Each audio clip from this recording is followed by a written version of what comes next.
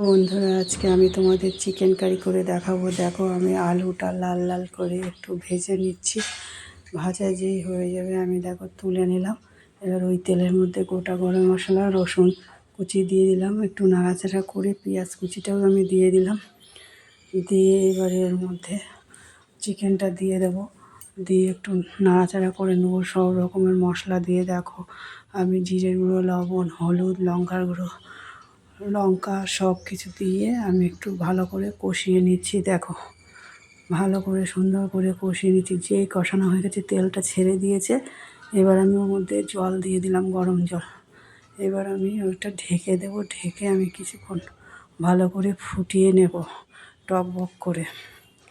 দেখো যেই মাংসটা একটু ভালো করে টকবক করে ফুটে উঠবে, এবার ওর মধ্যে আমি চিকেন কারির মশলা আর গরম মশলা দিয়ে দিয়েছি। এটা একদম রেডি হয়ে গেছে।